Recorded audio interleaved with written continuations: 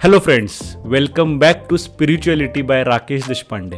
काहीच एक अत्यंत आनंदाची बातमी आहे, ती म्हणजे स्पिरिच्युअलिटी बाय राकेश देशपांडे या यूट्यूब चॅनलचे 1000 सबस्क्रायबर्स कंप्लीट झालेले आहेत. मला हे सांगताना अत्यंत आनंद होतोय की माझ्या विचारसरणी जुळणारी माणसं फायनली मला मिळाली. मी याला सबस्क्रायबर्स म्हणणार नाही, तर मी असं म्हणेन की समान विचारसरणी असणारी 1000 माणसं या निमित्ताने एकत्र आलेली आहेत. ज्या वेळेला मी अध्यात्म या विषयाच्या अभ्यासाला सुरुवात केली ॲज अ हॉबी, तेव्हासुद्धा माझ्या आजूबाजूला अध्यात्म या विषयामध्ये इंटरेस्ट असणारे किंवा अध्यात्म या विषयाचा माझ्यासारखा अभ्यास करणारी विशेष कोणी माणसं नव्हती. त्यावेळेला मला असं वाटायचं की माझ्यापासून लांबपर्यंत कोणी अशी लोकं नाही आहेत. ना माझ्या रिलेटिव्समध्ये आहेत, ना माझ्या मित्रमैत्रिणींमध्ये आहेत, ना माझ्या सोसायटीमध्ये आहेत. माझ्या माहितीमध्ये त्यावेळेला अशी कोणीच माणसं नव्हती की जी लोकं म्हणतील की हो बाबा आम्हाला सुद्धा अध्यात्मामध्ये इंटरेस्ट आहे, किंवा जी लोकं स्वतःला आध्यात्मिक म्हणत होती. खरं पाहिलं तर ती लोकं धार्मिक होती, अजून काही नाही. ठीक आहे. त्यामुळे मला बऱ्याच वेळेला असं वाटायचं की अरे मी जे ज्ञान मिळवतोय, मला जे काहीतरी सापडलंय, तर ते मला इतरांबरोबर शेअर करायचं आहे. पण त्यासाठी सेम इंटरेस्ट असणारी माणसंच जर मला मिळत नसतील तर मी हे शेअर करायचं कसं?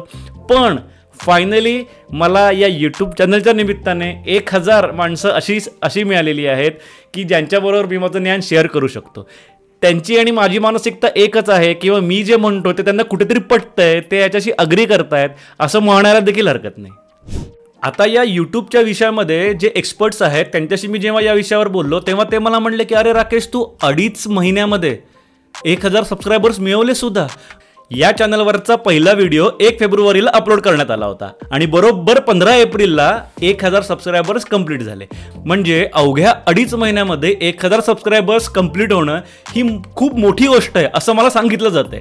मी यूट्यूबमधला एक्सपर्ट नाही, माझी एक्सपर्टीज ही अध्यात्म आहे. पण जी लोक यूट्यूबमध्ये एक्सपर्ट आहेत ते मला म्हणतायत की अरे नाही, 2.5 महिन्यामध्ये 1000 सबस्क्रायबर्स कंप्लीट होणं ही खूप मोठी गोष्ट आहे. आणि त्यासाठी मी तुमच्या सगळ्यांचा मनापासून आभारी आहे की माझे विचार तुम्हाला पटतात, माझ्या विचारांमध्ये तुम्ही देखील सहभागी होत आहेत, माझ्या व्हिडिओवर कमेंट्स करतायत, माझ्या चॅनलला सबस्क्राईब करतायत, आणि यासाठी मी तुमच्या सगळ्यांचा मनापासून आभारी आहे. खूप खूप आभार, खूप खूप धन्यवाद.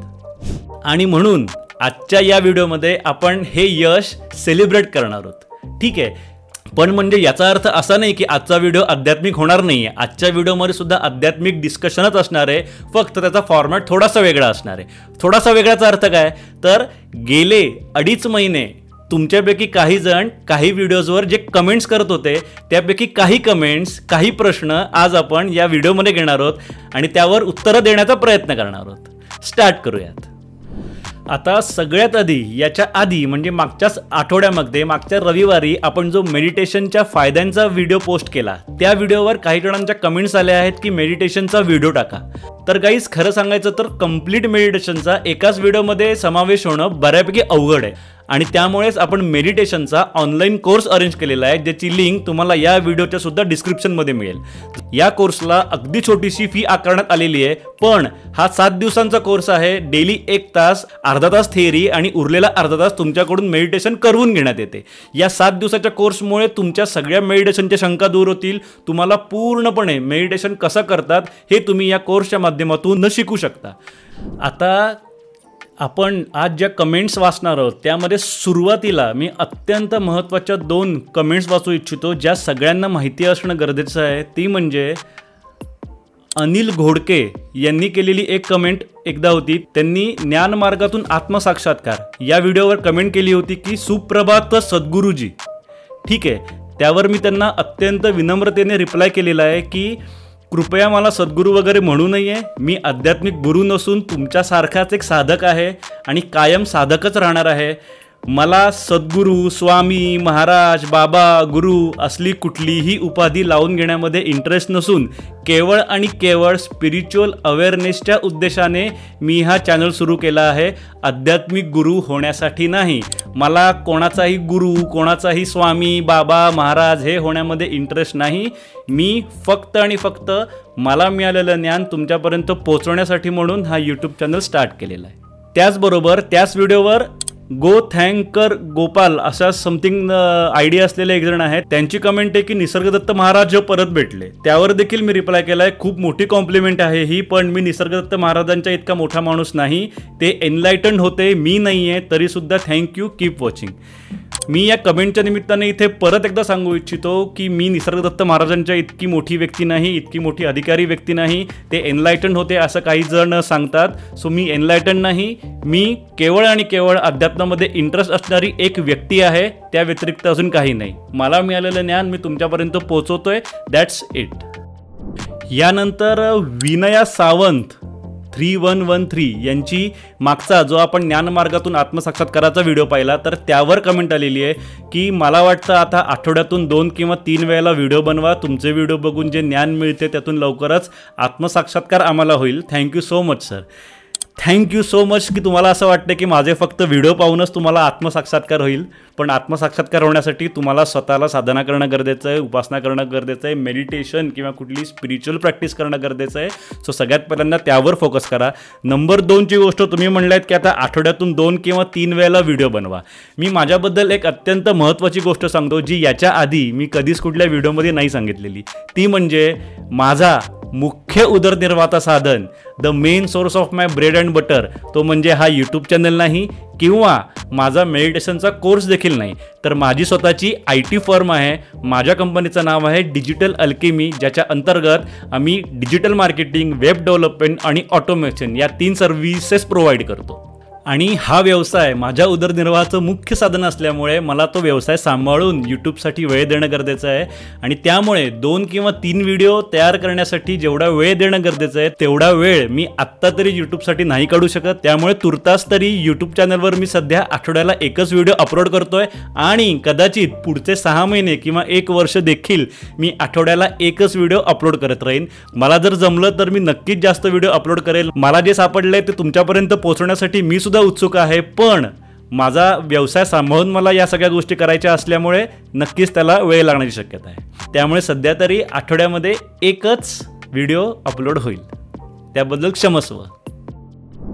ओके, आता सगळ्यात पहिली कमेंट आपण ती घेणार आहोत की मागच्या मेडिटेशनचे फायदे या व्हिडिओवर एका शुभांगी चव्हाण नावाच्या बाईंनी कमेंट केलेली आहे की सर मेडिटेशन करताना आहार कसा असावा.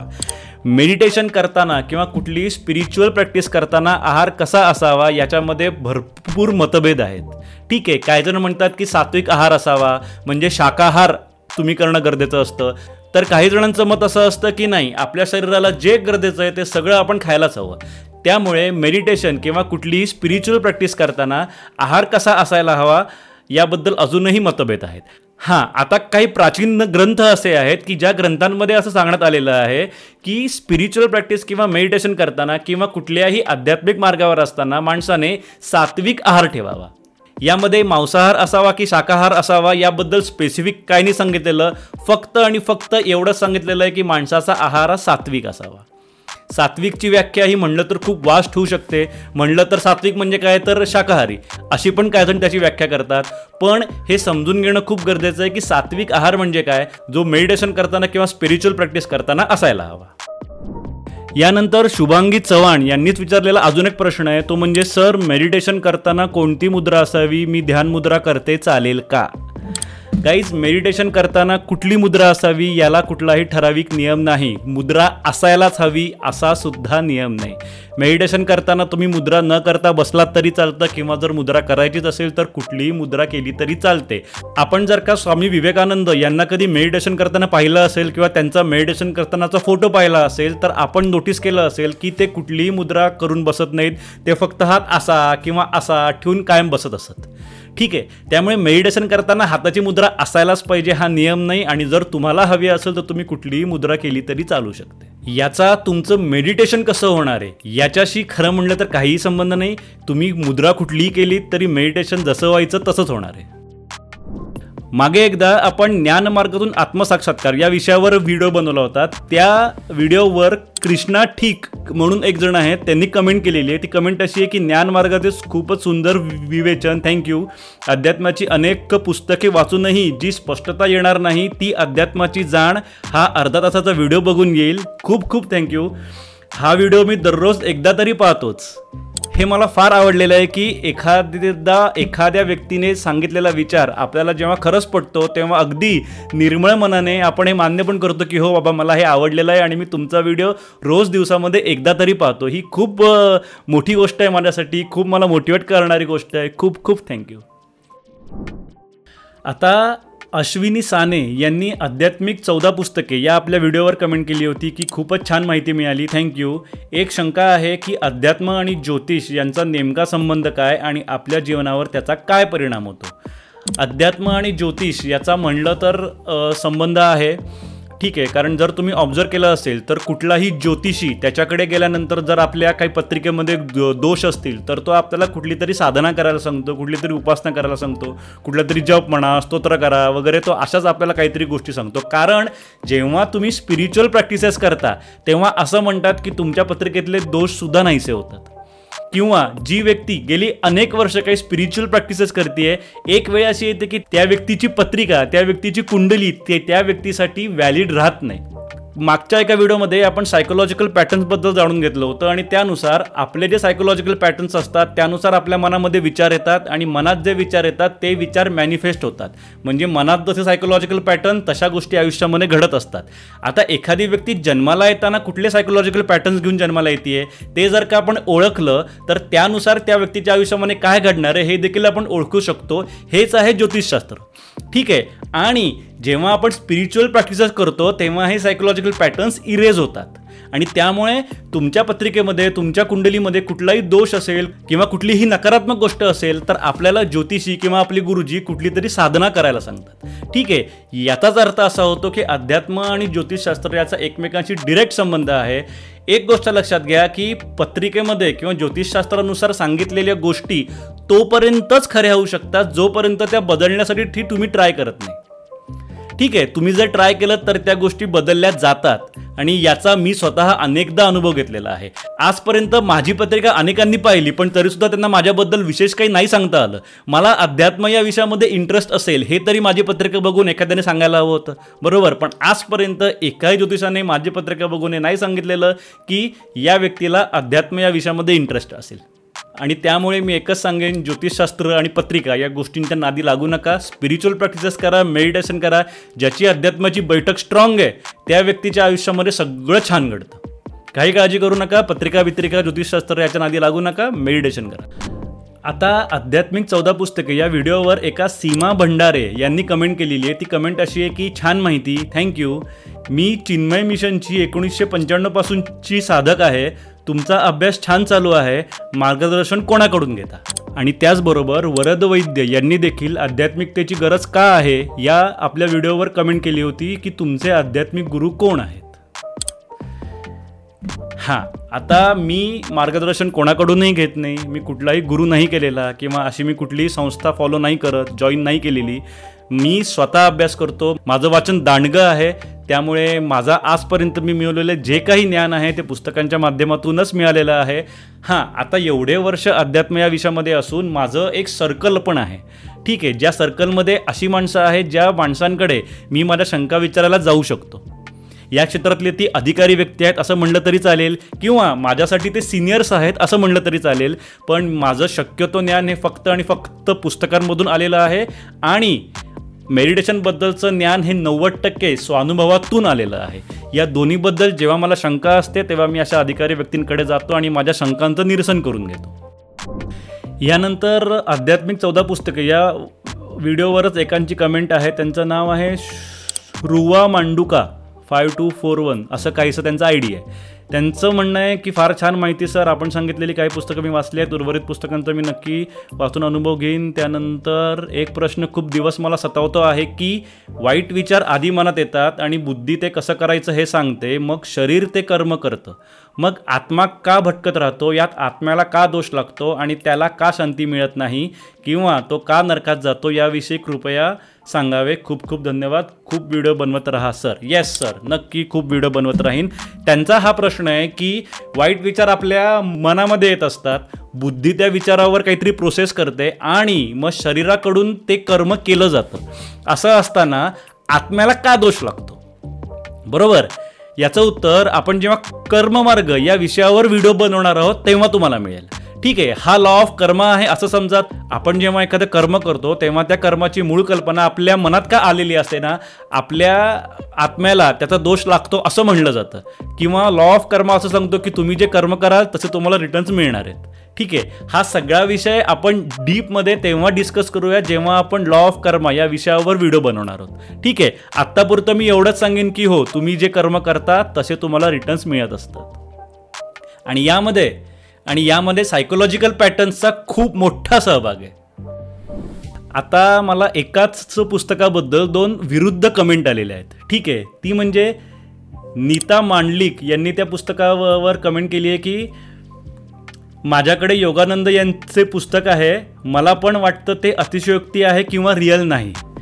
आणि त्याच पुस्तकावर एकांची कमेंट आलेली आहे ज्यांचं नाव आहे कानड 25. Fine, thanks for your honest efforts, sorry but strongly disagree with your opinion about autobiography of Yogi. म्हणजे एका व्यक्तीला मी ऑटोबायोग्राफी ऑफ योगी या पुस्तकाचा जो रिव्ह्यू सांगितला त्याच्याशी ती व्यक्ती पूर्णपणे सहमत आहे, तर एक व्यक्ती सहमत नाही आहे. ऑटोबायोग्राफी या पुस्तकावर मी सांगितलेल्या रिव्ह्यूवर मला अनेक जणांचे मेसेजेस आले की आम्ही सहमत नाही आहोत, आम्हाला ते पुस्तक आवडतं, ते पुस्तक मोठ्या मोठ्या लोकांनी रिकमेंड केलेलं आहे, तुम्ही असं कसं म्हणता वगैरे वगैरे. असे अनेक जण मला त्यावर येऊन त्यांनी काही काही सांगितलं. पण मी अजूनही सांगतो, ऑटोबायोग्राफी ऑफ योगी या पुस्तकापासून लांब राहा. ते पुस्तक अतिशयोक्तींनी आणि काल्पनिक घटनांनी पूर्णपणे भरलेलं आहे. त्या पुस्तकाचा आध्यात्मिक ज्ञान मिळवण्यासाठी फारसा वापर होत नाही. त्यामुळे मी जे सांगितलं त्यावर मी अजूनही ठाम आहे. या पुस्तकामध्ये योगी लोकांना प्राप्त झालेल्या सिद्धी किंवा अध्यात्मामध्ये सांगितलं गेलेले चमत्कार अशा गोष्टींबद्दल भाष्य केलेलं आहे जे पूर्णपणे काल्पनिक आहे. सिद्धी नावाची गोष्ट अध्यात्मामध्ये असते पण ती अशी अजिबात नसते. त्यावर देखील आपण कधीतरी व्हिडिओ बनवूयात. अध्यात्मामध्ये देखील चमत्कार होतात पण ते असे नाहीत. अध्यात्मामधले चमत्कार आपल्यासाठी आपण करू शकतो. अजून कोणीही व्यक्ती आपल्यासाठी कुठलाही चमत्कार करू शकत नाही. अध्यात्मामध्ये होणारे चमत्कार हे सगळ्यांसाठी वेगळे असतात. त्यामध्ये कॅटेगराईज करता येत नाही की बाबा या स्टेजपर्यंत पोहोचल्यानंतर हा चमत्कार होतो, त्या स्टेजपर्यंत पोहोचल्यानंतर तो चमत्कार होतो, असं करता येत नाही. तुम्ही कल्पना पण करू शकत नाही असे देखील चमत्कार तुमच्या बाबतीमध्ये घडू शकतात पण ते चमत्कार असे नसतात. ठीक आहे, सो मग अध्यात्मामध्ये कसे चमत्कार घडतात ते सुद्धा रॅशनलच आहे. ठीक आहे, रॅशनली विचार केल्यानंतरच कळतं की ते चमत्कार म्हणजे नक्की काय असतं ते. त्यामुळे अध्यात्मामध्ये चमत्कार घडतात म्हणजे काय घडतं हे आपण पुढे एका व्हिडिओमध्ये जाणून घेऊयात. आत्ता तरी मी एवढंच सांगतो की ही जी पुस्तकं आहेत ही पुस्तकं आध्यात्मिक ज्ञान मिळवण्यासाठी अजिबात फायदेशीर नाहीत. ओके, मागे एकदा आपण एक व्हिडिओ बनवला होता आध्यात्मिकतेची गरज का आहे. त्यावर एक शालिनी कांबळे म्हणून आहेत, त्यांचा मेसेज आला आहे, sir please make video on Vipassana meditation practices. Vipassana meditation प्रॅक्टिसवर व्हिडिओ बनवू चालेल, मला नक्की बनवायला आवडेल. मी स्वतः 2 वेळेला विपश्यना केलेली आहे आणि माझा अनुभव विशेष होता खरं सांगायचं तर. पण 2 वेळेच्या मध्ये खूप मोठं अंतर होतं. म्हणजे जवळजवळ पहिल्यांदा विपश्यना केल्यानंतर 4 वर्षानंतर मी दुसऱ्यांदा विपश्यना करायला गेलेलो होतो. ठीक आहे, आणि माझा विपश्यनेचा अनुभव छान आहे, मस्त आहे. तिकडे 10 दिवस जाऊन तुम्ही राहायचं असतं आणि या 10 दिवसामध्ये तुम्ही मोबाईल वापरू शकत नाही, तुम्ही गाणी ऐकू शकत नाही, तुम्ही कुठलंही वाचायचं साधन, काहीतरी लिहायचं साधन घेऊन जाऊ शकत नाही.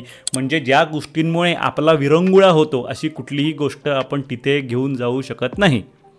ओके, आणि सगळ्यात महत्त्वाची गोष्ट म्हणजे 10च्या 10 दिवस तिथे मौन पाळायचं असतं. ठीक आहे गाईज, अध्यात्मामध्ये मौन या गोष्टीला खूप महत्त्व आहे आणि त्याचा खूप चांगला फायदा देखील होतो सगळ्यांना. मला देखील होतो.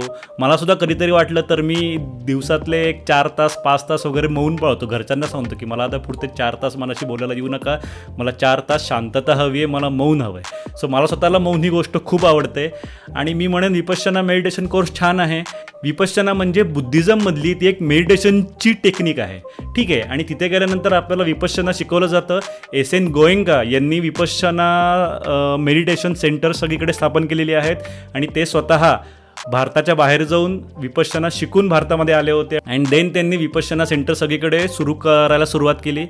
आणि मी म्हणेन मेडिटेशनची आवड असेल तुम्हाला सगळ्यांना, जर का आध्यात्मिक गोष्टी आवडत असतील, स्पिरिच्युअलिटी आवडत असेल, स्पिरिच्युअल प्रॅक्टिसेस आवडत असतील, तर एक साधना म्हणून, एक उपासना म्हणून मी म्हणेन नक्की जाऊन या. विपश्यना मेडिटेशन कोर्स खूप छान आहे. त्यानंतर मिताली पाटील यांनी आपल्या आत्मसाक्षात्कार 2.0 नावाचा मी एक व्हिडिओ केला होता, त्यावर कमेंट केली आहे, दादा खूप खूप सुंदर व्हिडिओ, इतक्या साध्या आणि सोप्या भाषेत समजावून सांगून तू खरी मानवता जपतोस, keep it up. Yes, thank you Mitali Patil, तुम्ही कमेंट केल्याबद्दल आणि इतकं छान भाषेमध्ये माझं कौतुक केल्याबद्दल खूप खूप आभार. त्याच व्हिडिओवर भारती यांची कमेंट आलेली आहे की तुमचे विचार खूप पटले, वेगळा दृष्टिकोन दिला, मला हेच हवे होते का असे वाटले. काहीच अशा पण अनेक कमेंट्स आल्या होत्या की आम्ही हेच शोधत होतो एवढे वर्ष. ठीक आहे, सो त्यामुळे सुद्धा मला खूप छान वाटतं, मी मोटिवेट होतो. असेच कमेंट्स करत राहा. आत्मसाक्षात्कार 2.0 या आपल्या व्हिडिओवर एकांची कमेंट आलेली आहे, त्यांचं नाव आहे धनंजय अहिरे. त्यांचं म्हणणं आहे की ठीक आहे, पण मग प्रत्येक धर्माचा अभ्यास करावा लागेल, पण माझा सनातन हिंदू धर्म सायंटिफिक आहे हे मला लहानपणापासून कळतं. माझ्या धर्मात प्रत्येक गोष्ट विज्ञानावर आधारित आहे, फक्त तिचा अभ्यास केल्यावर कळेल. माझा धर्म बंधुत्व शिकवतो. याच आचरणाचा गैरवापर करून इतर धर्मियांनी माझ्या देशावर आक्रमण करून शेकडो वर्ष राज्य केले, पण जे आत्मिक समाधान आहे ते फक्त हिंदू धर्मात आहे, म्हणून सत्य सनातन हिंदू धर्मच आहे. I strongly object. हे जे काही लिहिलेलं आहे त्यावर माझं असं म्हणणं आहे की कुठल्याही धर्माचा पाया हा वैज्ञानिक कधीच नव्हता. ठीक आहे, कुठलाच धर्म, हिंदू धर्म पण नाही, मुस्लिम धर्म पण नाही, शीख पण नाही, ख्रिश्चन पण नाही, कुठलाही धर्म त्याचा पाया हा विज्ञान नाही. प्रत्येक धर्माचा पाया हा अध्यात्म आहे आणि अध्यात्मामागचं विज्ञान अजून तरी विज्ञानाने उलगडलेलं नाही. अध्यात्माच्या मागच्या विज्ञानाची उकल अजून तरी विज्ञानाला झालेली नाही. हा एक खूप गहन विषय आहे. अध्यात्म आणि त्यामधलं विज्ञान किंवा अध्यात्मातल्या विज्ञानाच्या नावाखाली अनेक जण आजकाल आपल्याला सुडो सायन्स देखील विकायला बसलेले असतात आणि आपण ते घेतो सुद्धा. ठीक आहे, पण सुडो सायन्स आणि सायन्स यामध्ये फरक आहे. तो फरक काय आहे? अध्यात्मामध्ये खरंच विज्ञान आहे का? विज्ञानाशिवाय कुठली गोष्ट सिद्ध होऊच शकत नाही का? जर अध्यात्मामध्ये विज्ञान नाही आहे याचा अर्थ अध्यात्मातल्या गोष्टी सिद्ध होऊ शकत नाहीत का? किंवा कुठलीही गोष्ट ही फक्त विज्ञानानेच सिद्ध होते का? अजून कुठल्याच मार्गाने एखादी गोष्ट सिद्ध होत नाही का? हा खूप मोठा आणि खूप गहन विषय आहे. पण तुर्तास तरी मी एकच सांगेन की त्यात त्यांनी सुरुवातीला असं म्हणलं की मग सगळ्या धर्माचा अभ्यास करावा लागेल.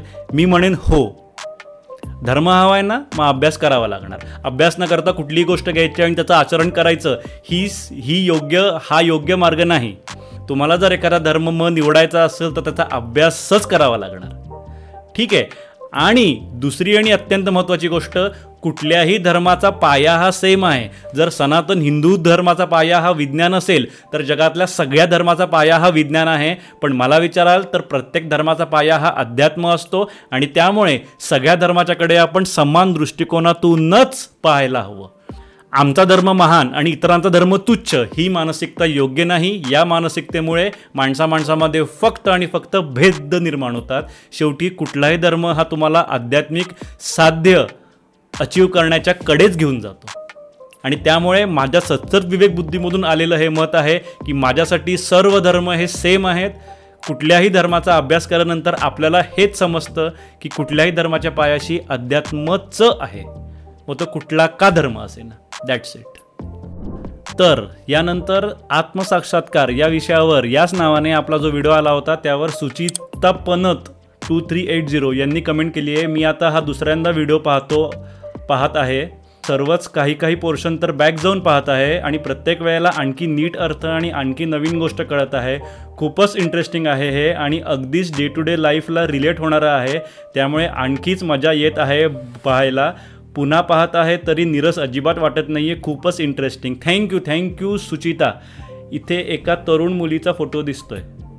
ओके, सो तरुण लोकंसुद्धा आपले व्हिडिओ पाहतात असं कन्सिडर करायला हरकत नाही. आणि तरुण लोकांना या विषयामध्ये इंटरेस्ट येतो या व्हिडिओच्या निमित्ताने, किंवा हा विषय मी या व्हिडिओच्या निमित्ताने तरुण लोकांना देखील समजावू शकतोय, याचा मला खूप आनंद आहे. सुचिता, थँक्यू. यानंतर मिताली पाटील हिने परत एकदा कमेंट केलेली आहे आत्मसाक्षात्कार या व्हिडिओवरच. हिने कमेंट केलेली आहे की सायकोलॉजिकल पॅटर्न म्हणजे आपल्या मान्यता, आपले समज आणि यातून बाहेर येणं खूप खूप कठीण आहे दादा.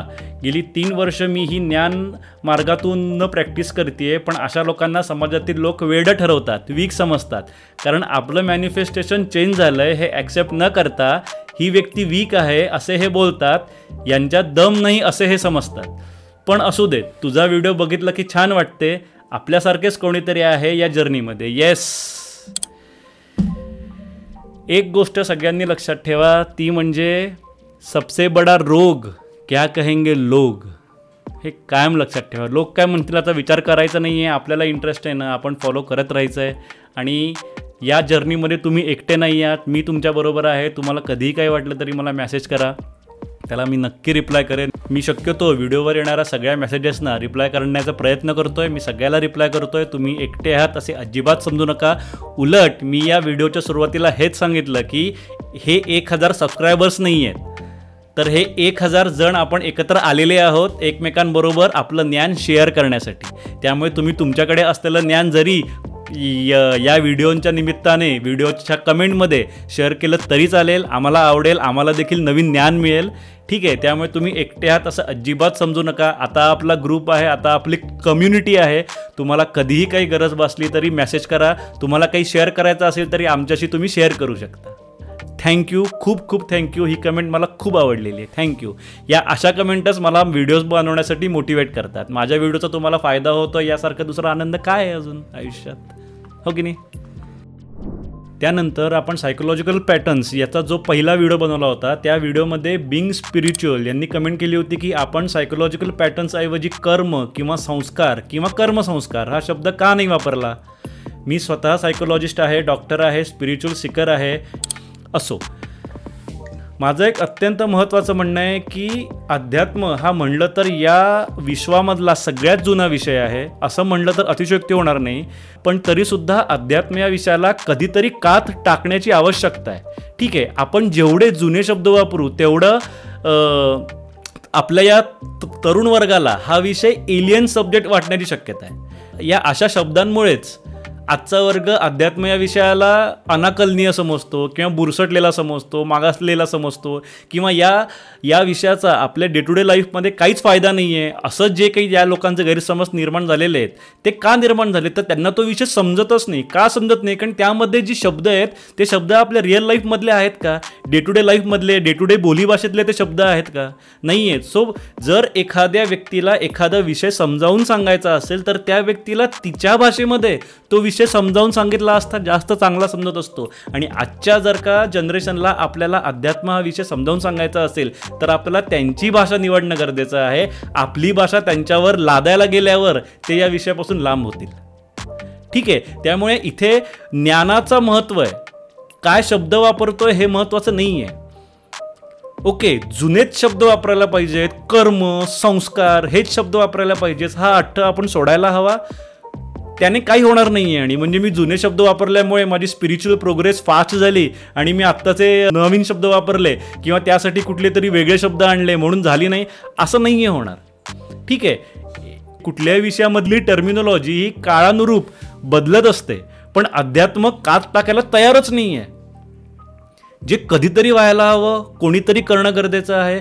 आणि म्हणून या व्हिडिओमध्ये मी संस्कार किंवा कर्म हे शब्द न वापरता सायकोलॉजिकल पॅटर्न हा शब्द वापरलेला आहे. त्याचबरोबर एका व्हिडिओवर सुचिता पनत 2380 हिने कमेंट केली आहे की ध्यान कसं करायचं, त्याने ब्रेनमध्ये काय काय होतं आणि आपण करतोय ते बरोबर आहे का, हे असं अभ्यासताना हा आत्मसाक्षात्काराचा व्हिडिओ सजेशनमध्ये आला.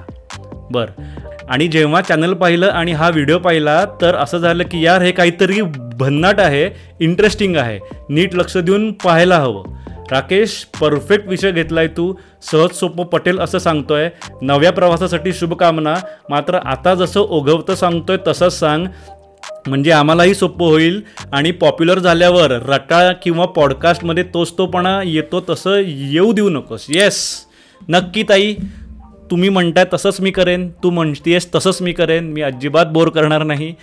मला जेवढं ज्ञान द्यायचं आहे तेवढंच मी ज्ञान देईन. ज्या विषयातलं मला ज्ञान आहे तेवढ्याच विषयामध्ये मी बोलेन, हे मी आधीपासून ठरवलेलं आहे. उगाचच सगळ्या विषयामध्ये आपणच बोलायचं, उगाचच सगळ्या विषयामध्ये आपणच एक्सपर्ट आहोत असं मी कधीही करणार नाही. आणि जो विषय माझी एक्सपर्टीज नाही आहे त्या विषयावर तुम्ही देखील काही विचारू नाही आहे. तुम्ही विचारलं तरी चालेल, पण मी उत्तर देईन याची गॅरंटी नाही. That's it. पण तू सांगितलं ते मी कायमस्वरूपी लक्षात ठेवेन. कितीही सबस्क्रायबर्स झाले, आत्ताशी आपले 1000 सबस्क्रायबर झालेले आहेत. एक खूप मोठा माइलस्टोन आपण क्रॉस केला आहे असं म्हणलं तरी चालेल. पण याच्यानंतरसुद्धा भरपूर सबस्क्रायबर्स येतील. पण काही झालं तरी मी माझे पाय पूर्णपणे जमिनीवर ठेवेन याचं मी तुम्हाला वचन देतो. थँक्यू. आणि आता शेवटची कमेंट विनया सावंत यांची आहे. त्यांचा प्रश्न आहे की ओव्हर थिंकिंग आणि निगेटिव्ह थिंकिंगसाठी काय केलं पाहिजे. ओव्हर थिंकिंग आणि निगेटिव्ह थिंकिंगसाठी मेडिटेशन करणं गरजेचं आहे. कुठलीही स्पिरिच्युअल प्रॅक्टिस केली तरी चालेल. मी म्हणेन मेडिटेशन करा, सहज आणि सोपं असतं. त्यासाठी खूप कमी नियम आहेत, पण मेडिटेशन हे खूप जास्त इफेक्टिव्ह आहे. सो मी म्हणेन ओव्हर थिंकिंग आणि निगेटिव्ह थिंकिंगसाठी मेडिटेशन हा एक रामबाण उपाय आहे. तुम्हाला जर का मेडिटेशन शिकायचं असेल तर मी शिकवतो. ऑनलाईन कोर्स आहे. माहिती हवी असेल तर डिस्क्रिप्शनमध्ये लिंक आहे. लिंकवर क्लिक करा, माहिती वाचा, फॉर्म भरा, फी भरा आणि मेडिटेशनच्या कोर्सला सुरुवात करा. 7 दिवसामध्ये तुम्हाला पूर्ण मेडिटेशन शिकवलं जाईल. आणि त्यानंतर जेव्हा तुम्ही घरी नियमित सातत्याने मेडिटेशन कराल तेव्हा तुम्हाला महिन्याभरामध्ये फरक दिसायला सुरुवात होईल. ठीक आहे, मेडिटेशन शिकायला माझ्याकडे या किंवा कोणाकडेही गेलात तरी चालेल, पण मेडिटेशन करा. मेडिटेशन करणं गरजेचं आहे. मेडिटेशनच्यामुळे 99% प्रॉब्लेम माणसाच्या आयुष्यातले सॉल्व्ह होत असतात. सो गाईज, हा होता आजचा व्हिडिओ. आजचा व्हिडिओ जर तुम्हाला आवडला असेल तर शेअर करा, लाईक करा आणि चॅनलला सबस्क्राईब करा. 1000 सबस्क्रायबर्स आपले झालेले आहेत आणि त्यासाठी तुम्हा सर्वांचे परत एकदा मनपूर्वक आभार. असंच सबस्क्राईब करत राहा, अनेकांबरोबर आपले व्हिडिओ शेअर करा आणि सगळ्यात महत्त्वाचं म्हणजे मेडिटेशन करत राहा. कारण आयुष्य सुंदर आहे आणि आपल्याला अजून सुंदर बनवायचं आहे आणि त्यासाठी मेडिटेशन हवं. Rakesh Deshpande, signing off.